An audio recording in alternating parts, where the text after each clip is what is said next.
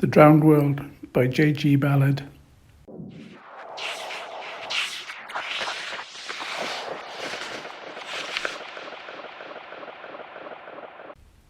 Chapter 1. On the Beach at the Ritz.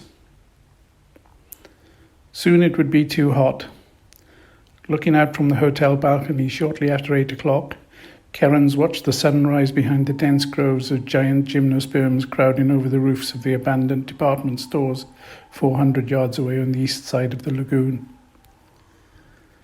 Even through the massive olive-green fronds, the relentless power of the sun was plainly tangible. The blunt, refracted rays drummed against his bare chest and shoulders, drawing out the first sweat, and he put on a pair of heavy sunglasses to protect his eyes. The solar disk was no longer a well-defined sphere, but a wide, expanding ellipse that fanned out across the eastern horizon like a colossal fireball, its reflection turning the dead, leaden surface of the lagoon into a brilliant copper shield. By noon, less than 4 hours away, the water would seem to burn. Usually, Kerans woke at 5 and reached the biological testing station in time to do at least 4 or 5 hours' work before the heat became intolerable. But this morning he found himself reluctant to leave the cool, air-curtained haven of the hotel suite. He had spent a couple of hours over breakfast alone, and then completed a 6-page entry in his diary, deliberately delaying his departure until Colonel Riggs passed the hotel in his patrol boat, knowing that by then it would be too late to go to the station. The Colonel was always eager for an hour of conversation, particularly when sustained by a few rounds of aperitif, and it would be at least 11:30 before he left, his thoughts solely upon lunch at the base. For some reason, however, Riggs had been delayed. Presumably he was carrying out a longer sweep than usual of the adjacent lagoons, or perhaps was waiting for Kerans to arrive at the testing station. For a moment, Kerans wondered whether to try to reach him on the radio transmitter installed by the singles unit in the lounge. But the console was buried under a pile of books, its battery flat. The corporal in charge of the radio station at the base had protested to Riggs when his cheerful morning roundup of old pop songs and local news, an attack by 2 iguanas on the helicopter the previous night, the latest temperature and humidity readings, had been cut off abruptly halfway through the first installment. But Riggs recognised Kerans' unconscious attempt to sever his links with the base. The careful haphazardness of the pyramid of books hiding the set contrasted too obviously with Kerans' otherwise meticulous neatness, and tolerantly accepted his need to isolate himself. Leaning on the balcony rail, the slack water 10 stories below reflecting his thin, angular shoulders and gaunt profile, Kerans watched one of the countless thermal storms rip through a dump of huge horsetails lining the creek, which led out of the lagoon. Trapped by the surrounding buildings and the inversion layers of 100 feet above the water, pockets of air would heat rapidly, then explode upwards like escaping balloons, leaving behind them a sudden detonating vacuum. For a few seconds, the steam clouds hanging over the creek dispersed, and a vicious miniature tornado lashed across the 60 feet high plants, toppling them like matchsticks. Then, as abruptly, the storm vanished and the great columnar trunks subsided among one another in the water like sluggish alligators. Rationalizing, Kerans told himself that he had been wise to remain in the hotel. The storms were erupting more and more frequently as the temperature rose, but he knew that his real motive was his acceptance that little now remained to be done. The biological mapping had become a pointless game, the new flora following exactly the emergent lines anticipated 20 years earlier, and he was sure that no one at Camp Bird in northern Greenland bothered to file his reports, let alone read them. In fact, old Dr. Bodkin, Kerans' assistant at the station, had slyly prepared what purported to be an eyewitness description by one of Colonel Riggs' sergeants of a large sail black lizard with a gigantic dorsal fin which had been seen cruising across one of the lagoons, in all respects indistinguishable from the pelycosaur, an earlier Pennsylvanian reptile. Had the report been taken at its face value, heralding the momentous return of the age of the great reptiles, an army of ecologists would have descended on them immediately, backed by a tactical atomic weapons unit and orders to proceed south at a steady 20 knots. But apart from the routine acknowledgement signal, nothing had been heard. Perhaps the specialists at Camp Bird were too tired even to laugh. At the end of the month, Colonel Riggs and his small holding unit would complete their survey of the city. It had once been Berlin, Paris, or London, Kerans asked himself, and set off northward, towing the testing station with them. Kerans found it difficult to believe that he would ever leave the penthouse suite where he had lived for the past 6 months. The Ritz's reputation, he gladly agreed, was richly deserved. The bathroom, for example, with its black marble basins and gold-plated taps and mirrors, was like the side chapel of a cathedral. In a curious way, it satisfied him to think that he was the last guest who would stay at the hotel, identifying what he realized was a concluding phase of his own life, the northward odyssey through the drowned cities in the south, soon to end with their return to Camp Bird and its bracing disciplines, and his farewell sunset of the hotel's long, splendid history. He had commandeered the Ritz the day after their arrival, eager to exchange his cramped cabin among the laboratory benches at the testing station for the huge high-ceilinged stateroom of the deserted hotel. Already he accepted the lavish brocaded furniture and the bronze art nouveau statuary in the corridor niches as a natural background to his existence, savouring the subtle atmosphere of melancholy that surrounded these last vestiges of a level of civilization now virtually vanished forever. Too many of the other buildings along the lagoon had long since slipped and slid away below the silt, revealing their gimcrack origins, and the Ritz now stood in splendid isolation on the west shore, even the rich blue mold sprouting from the carpets in the dark corridors adding to its 19th century dignity. The suite had originally been designed for a Milanese financier and was lavishly furnished and engineered. The heat curtains were still perfectly sealed, although the first 6 stories of the hotel were below water level and the load walls were beginning to crack, and the 250 amp air conditioning unit had worked without a halt.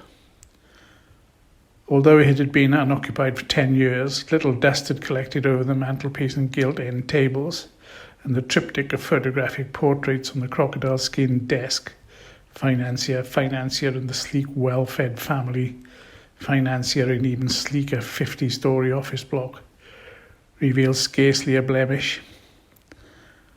Luckily for Kerans, his predecessor had left in a hurry, and the cupboards and wardrobes were packed with the treasure, ivory handle squash rackets and hand-printed dressing gowns, the cocktail bar stocked with an ample supply of what were now vintage whiskies and brandies. A giant Anopheles mosquito, the size of a dragonfly, spat through the air past his face, then dived down towards the floating jetty where Kerans' catamaran was moored. The sun was still hidden behind the vegetation on the eastern side of the lagoon, but the mounting heat was bringing the huge vicious insects out of their lairs and all over the moss-covered surface of the hotel. Kerans was reluctant to leave the balcony and retreat behind the wire mesh enclosure. In the early morning light, a strange mournful beauty hung over the lagoon.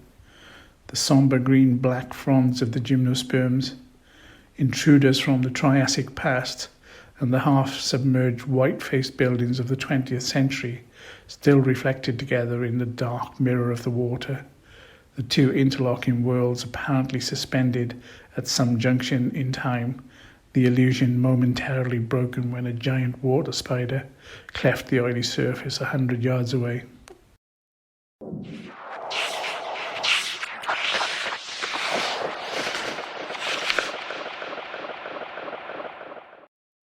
In the distance, somewhere beyond the drowned bulk of a large Gothic building, half a mile to the south, a diesel engine coughed and surged. Kerans left the balcony, closing the wire door behind him, and went into the bathroom to shave. Water had long ceased to flow through the taps, but Kerans maintained a reservoir in the plunge bath, carefully purified in a homemade still on the roof and piped in through the window. Although he was only 40, Kerans' beard had been turned white by the radiofluorine in the water, but his bleached crew-cut hair and deep amber tan made him appear at least 10 years younger. A chronic lack of appetite and the new malarias had shrunk the dry, leathery skin under his cheekbones, emphasizing the ascetic cast of his face. As he shaved, he examined his features critically, feeling the narrow planes with his fingers, kneading the altered musculature which was slowly transforming its contours and revealing a personality that had remained latent during his previous adult life. Despite his introspective manner, he now seemed more relaxed and equable than he could remember, his cold blue eyes surveying himself with ironic detachment. The slightly self-conscious absorption in his own world, with its private rituals and observances, had passed. If he kept himself aloof from Riggs and his men, this was simply a matter of convenience rather than a misanthropy. On the way out, he picked up a monographed cream silk shirt from the stack left in the wardrobe by the financier and slipped into a pair of neatly pressed slacks with a Zurich label. Sealing the double doors behind him, the suite was effectively a glass box inside the outer brick walls. He made his way down the staircase. He reached the landing stage as Colonel Riggs' cutter, a converted landing craft, pulled in against the catamaran. Riggs stood in the bows, a trim, dapper figure, one booted foot up on the ramp, surveying the winding creeks and hanging jungles like an old-time African explorer. "Good morning, Robert," he greeted Kerans, jumping down onto the swaying platform with 50-gallon drums lashed inside a wooden frame. "Glad you're still here. I've got a job on my hands you can help me with. Can you take the day off from the station?" Kerans helped him onto the concrete balcony that once jutted from a 7th-floor suite. "Of course, Colonel. As a matter of fact, I have already." Technically, Riggs had overall authority for the testing station, and Kerans should have asked his permission. But the relationship between the two men was without ceremony. They had worked together for over 3 years as the testing station and its military escort moved slowly northward through the European lagoons, and Riggs was content to let Kerans and Bodkin get on with their work in their own fashion, sufficiently busy himself with the jobs of mapping the shifting quays and harbours and evacuating the last inhabitants.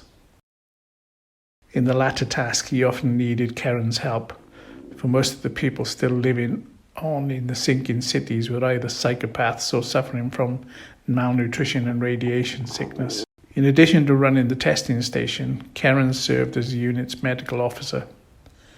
Many of the people they came across required immediate hospitalization before being flown out in the helicopter to one of the large tank landing craft ferrying refugees up to Camp Bird. Injured military personnel marooned on an office block in a deserted swamp. Dying recluses unable to separate their own identities from the city where they had spent their lives. Disheartened freebooters who had stayed behind to dive for loot. All these, Riggs good-humouredly but firmly helped back to safely. Kerans ready at his elbow to administer an analgesic or tranquilizer. Despite his brisk military front, Kerans found the colonel intelligent and sympathetic, and with a concealed reserve of droll humour. Sometimes he wondered whether to test this by telling the colonel about Bodkin's pelicosaur, but on the whole decided against it. The sergeant concerned in the hoax, a dour, conscientious Scotsman called Macready, had climbed up onto the wire cage that enclosed the deck of the cutter and was carefully sweeping away the heavy fronds and vines strewed across it. None of the three men tried to help him. Under their heavy tans, their faces looked pinched and drawn, and they sat inertly in a row against the bulkhead. The continuous heat and the massive daily doses of antibiotics drained all energy from them. As the sun rose over the lagoon, driving clouds of steam into the great golden pole, Kerans felt the terrible stench of the waterline, the sweet compacted smells of dead vegetation and rotting on animal carcasses. Huge flies spun by, bouncing off the wire cage of the cutter, and giant bats raced across the heating water towards their eyries in the ruined buildings. Beautiful and serene from his balcony a few minutes earlier, Kerans realized that the lagoon was nothing more than a garbage-filled swamp. "Let's go up onto the deck," he suggested to Riggs, lowering his voice so that the others would not hear. "I'll buy you a drink." "Good man. I'm glad to see you really caught on to the grand manner," Riggs shouted at Macready. "Sergeant, I'm going up to see if I can get the doctor's distillation unit to work." He winked at Kerans as Macready acknowledged this with a sceptical nod, but the subterfuge was harmless. Most of the men carried hip flasks, and once they secured the sergeant's grudging approval, they would bring them out and settle down placidly until the colonel returned. Kerans climbed over the windowsill into the bedroom overlooking the jetty. "What's your problem, Colonel?" "It's not my problem. If anything, in fact, it's yours." They trudged up the staircase, Riggs slapping with his baton at the vines entwined around the rail. "Haven't you got the elevator working yet?"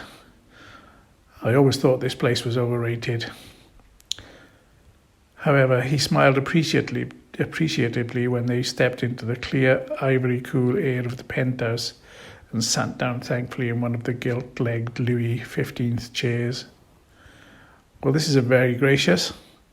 You know, Robert, I think you have a natural talent for beachcombing. I may move in here with you. Any vacancies?" Kerans shook his head, pressing a tab in the wall and waiting as the cocktail bar disclosed itself from a fake bookcase. "Try the Hilton. The service is better." The reply was jocular, but much as he liked Riggs, he preferred to see as little of him as possible. At present they were separated by the intervening lagoons, and the constant clatter of the galley and armoury at the base was safely muffled by the jungle. Although he had known each of the 20 men in the unit for at least a couple of years, with the exception of Riggs and Sergeant Macready and a few terse grunts and questions in the sick bay, he had spoken to none of them for 6 months. Even his contacts with Bodkin he kept to a minimum. By mutual consent, the two biologists had dispensed with the usual pleasantries and small talk that had sustained them for the first 2 years during their sessions of cataloguing and slide preparation at the laboratory.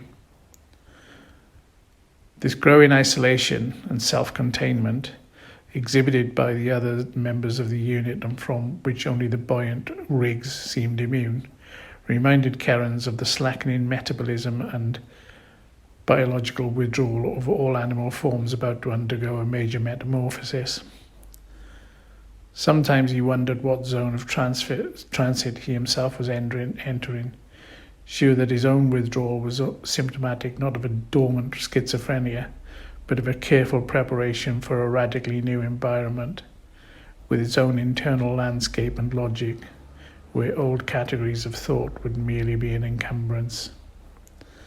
He handed a large scotch to Riggs, then took his own over to the desk, self-consciously removed some of the books attached over the radio console. "Ever try listening to that thing?" Riggs asked, playfully introducing a hint of reproof into his voice. "Never," Kerans said.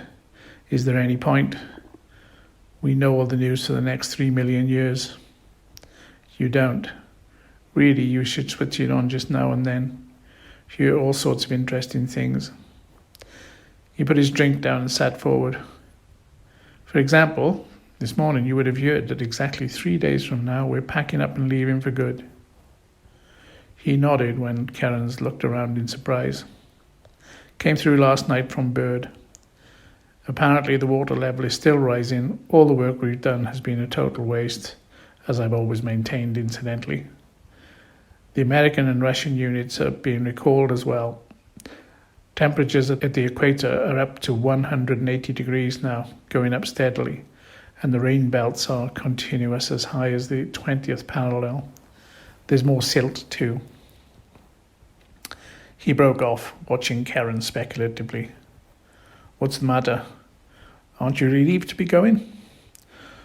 Of course, Karen replied automatically. He was holding an empty glass and walked across the room, intended to put it on the bar. Instead, found himself absent-mindedly touching the clock over the mantelpiece. He seemed to be searching the room for something. 3 days, you said. What do you want? 3 million? Riggs grinned broadly. Robert, I think you secretly want to stay behind. Kerans reached the bar and filled his glass, collecting himself. He had only managed to survive the monotony and boredom of the previous year by deliberately suspending himself outside the normal world of time and space, and the abrupt return to Earth had momentarily disconcerted him. In addition, he knew there were other motives and responsibilities. Don't be absurd, he replied easily. I simply hadn't realized that we might withdraw at such short notice. Naturally, I'm glad to be going, though I admit I have enjoyed being here. He gestured at the suite around them. Perhaps it appeals to my fantasiacal temperament, but at Camp Bird I'll be living in a half a mess tin. The nearest I'll ever get to this sort of thing will be bouncing with Beethoven on the local radio show. Riggs roared at this display of disgruntled humour, then stood up, buttoning his tunic. Robert, you're a strange one. Kerans finished his drink abruptly. Look, Colonel, I don't think I'll be able to help you this morning after all. Something rather urgent has come up. He noticed Riggs nodding slowly. Oh, I see. That was your problem. My problem. Right.